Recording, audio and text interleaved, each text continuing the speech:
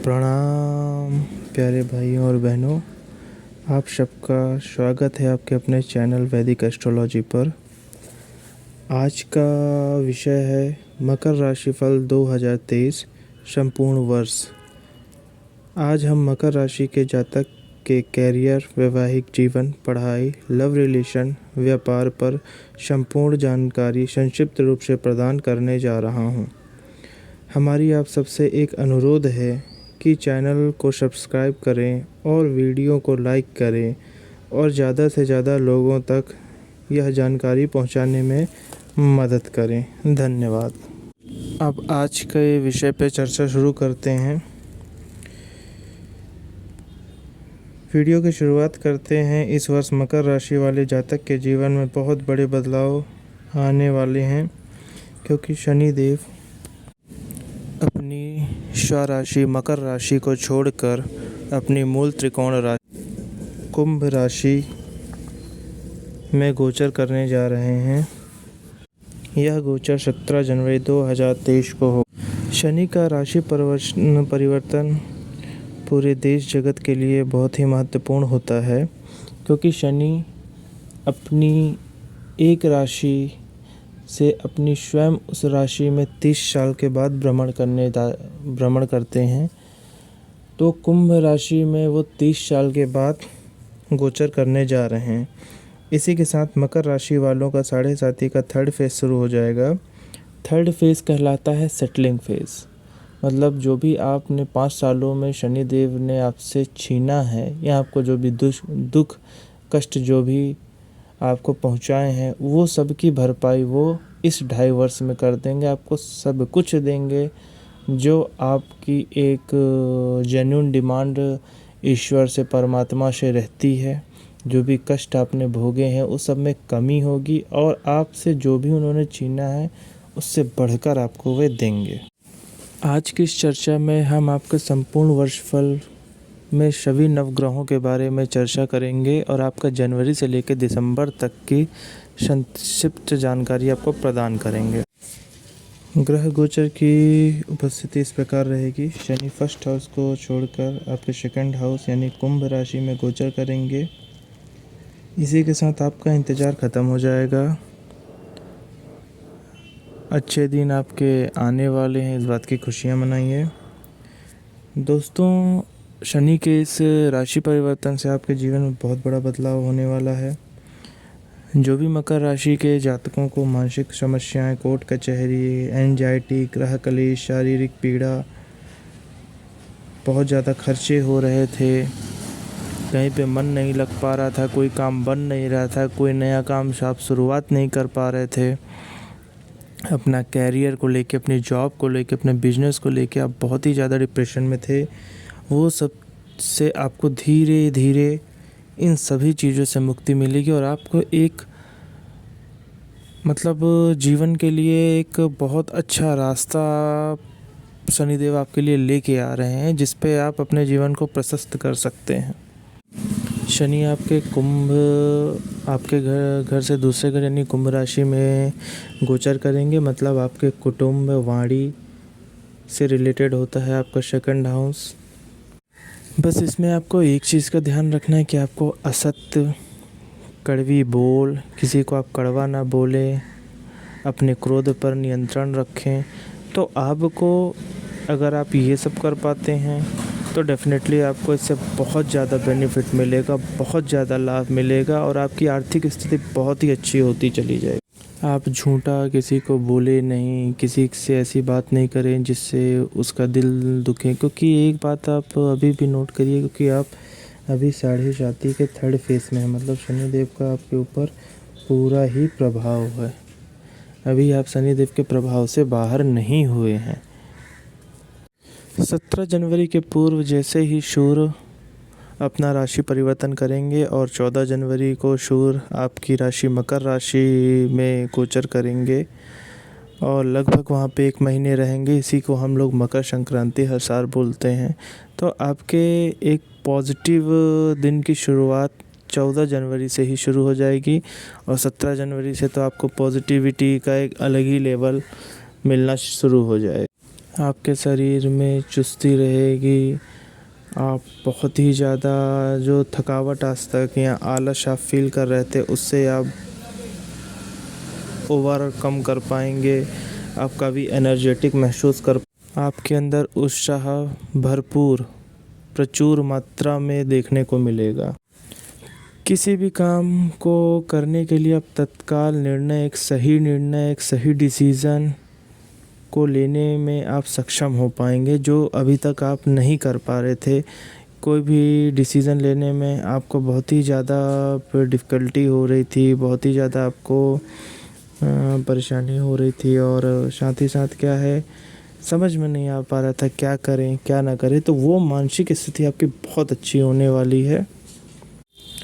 अब जब Shani second house में होंगे तो अपने तीसरी दृष्टि से वो आपके फोर्थ हाउस को देखेंगे, मतलब आपका सुख का भाव, आपका घर, आपकी माता, और जिसका घर या मकान नहीं हो पा रहा था, पैतृक संपत्ति जायदाद में जो प्रॉब्लम चल रही थी वो शॉर्ट आउट होंगी।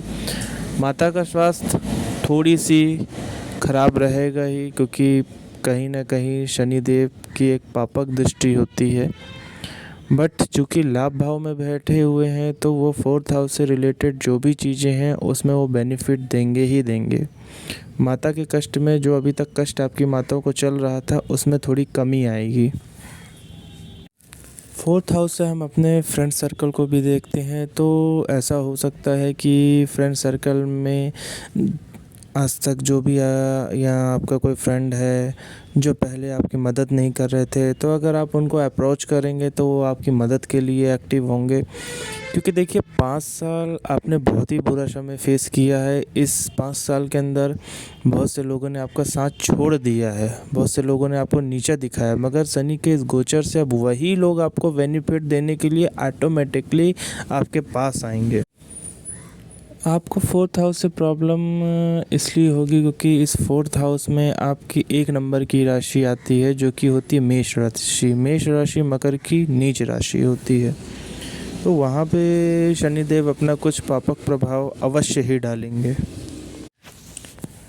गाड़ी वाहन ये सबको चलाते समय आप विशेष सावधानी करें। अगर हम बात करें फोर्थ हाउस से रिलेटेड, तो यहाँ पे अगर आपको ऐसे कुछ भी अशुभ प्रभाव दिखते हैं तो यहाँ पे आप शनि की शांति के लिए उपाय करें। काला उरद, काले कपड़े, काले कंबल, सभी चीज़ को शुक्रवार को खरीदें और शनि अपने घर में रखें और शनिवार को किसी भी ज़रूरतमंद व्यक्ति को उसे दान करें। इन केस कोई नहीं मिल पाता तो उसे आप जाके मंदिर में महादेव के पास रखाएं या बजरंगबली के पास रखाएं, जिसको उन्हें परमात्मा को जिसे भी उसे देना होगा वो उसको ऑटोमेटिक बुला के किसी भी तरीके से वो दे देंगे। आपको ज़्यादा प्रयत्न करने की आवश्यकता नहीं है।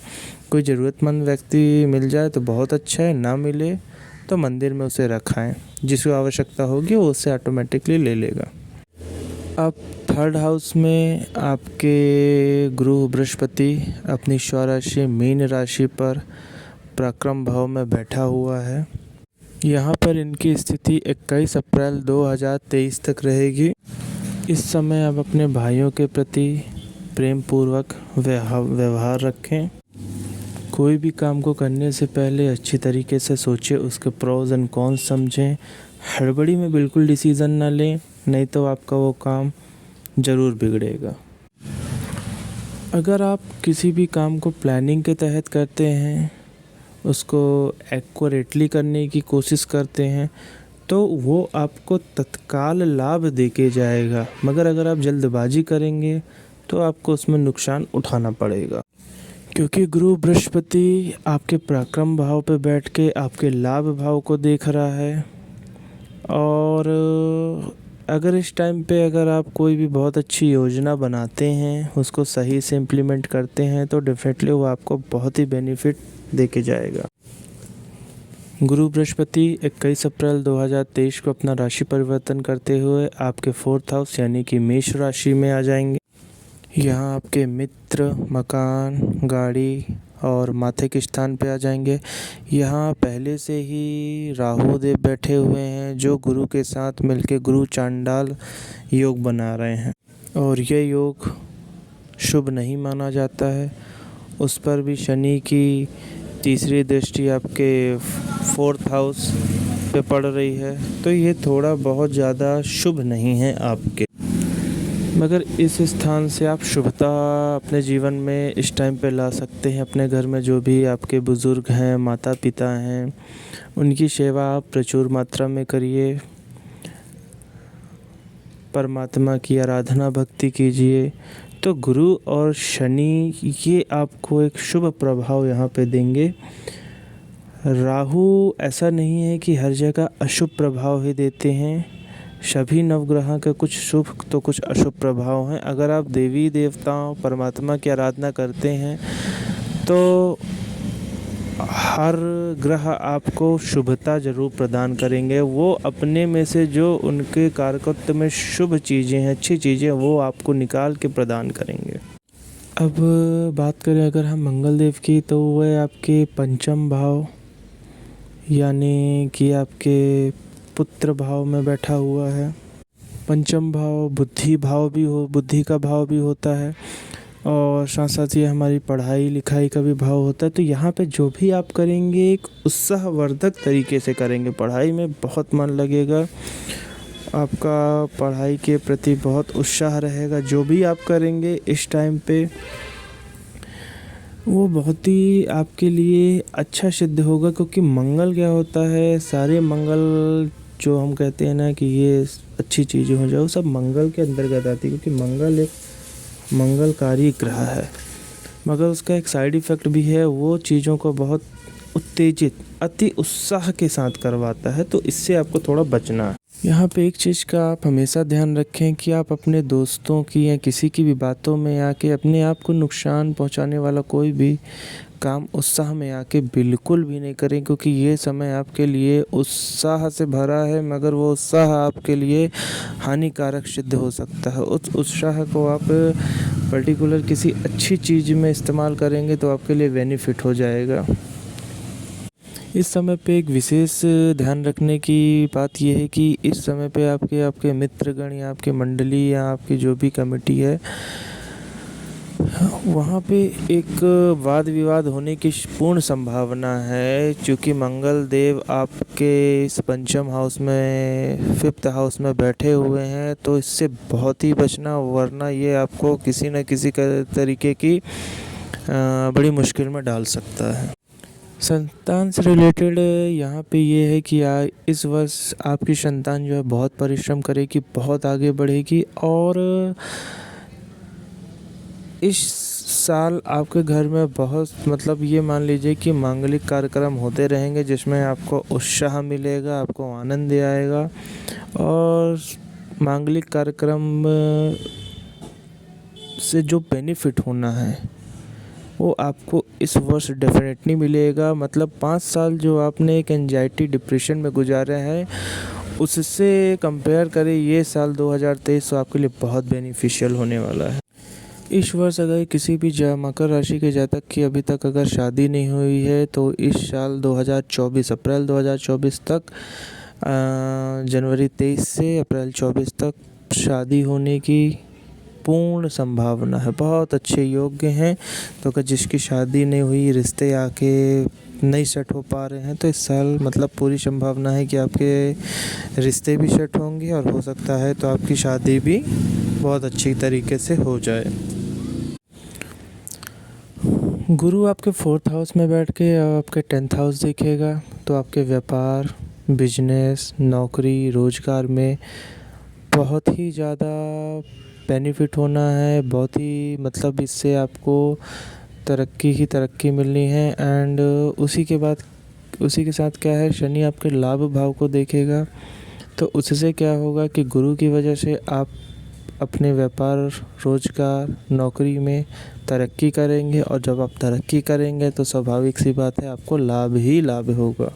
इन शॉर्ट मैं आपको ये बताऊं तो ये साल आपका पैसे, आपके लाभ, आपको मतलब शरीर सांसारिक की जो भी मटेरियलिस्टिक चीज़ें हैं उससे आपको बहुत ही सुख मिलने वाला है। थोड़ा सा आप अपने घर परिवार ग्रह कलेश से थोड़ा बचे रहेंगे, क्योंकि शनि, गुरु, राहु और मंगल का दृष्टि जो है ये आपका मतलब 4th हाउस से रिलेटेड हो रहा है। तो इससे आप अगर आप अपने आप को बचा लेते हैं तो in terms of financial condition आपको बहुत ज़्यादा बेनिफिट इस साल मिलने वाला। जो लोग पढ़ाई कर रहे हैं या गवर्नमेंट सर्विस की तैयारी कर रहे हैं उन्हें भी इस वर्ष बहुत ही बेनिफिट होगा 21 अप्रैल 2023 से लेके अप्रैल 2024 तक, क्योंकि शनि और मंगल आपके क्या होते हैं, सरकारी नौकरी के कारक होते हैं। गुरु की दृष्टि आपके 10वें भाव यानी कर्म भाव पे पड़ेगी, आप कर्म करेंगे।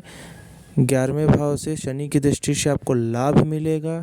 अब मंगल आपकी पढ़ाई के स्थान में बैठे हुए हैं, बुद्धि के स्थान में बैठे हुए हैं 5म भाव में, तो वहाँ से वो आपको मंगल ही मंगल करने वाले हैं। मतलब तीनों योग ये एक साल जो गवर्नमेंट सर्विस की तैयारी कर रहे हैं उनके लिए बहुत गोल्डन पीरियड है। बिल्कुल मत चूकिए, बिल्कुल मतलब आप अपने कर्म पे अभी से लग जाइए। ये साल अगर आपने निकाल लिया मतलब आप बहुत आगे बढ़ेंगे। तो ये एक साल गोल्डन पीरियड, इसको बिल्कुल भी ना चूकें। गोल्डन पीरियड इसीलिए है क्योंकि यह तीनों ग्रह आपके पढ़ाई, आपके लाभ, आपके कर्म इससे रिलेट कर रहे हैं, इसलिए ये गोल्डन पीरियड है। दोस्तों आज के लिए बस इतना ही। इसका पार्ट 2 मैं कल जल्दी अपलोड कर दूंगा। समय की थोड़ी शॉर्टेज है, उसके लिए मुझे क्षमा प्रदान करें। इसी के साथ विदा लेते हुए जय श्री कृष्ण। अपना ध्यान रखिए।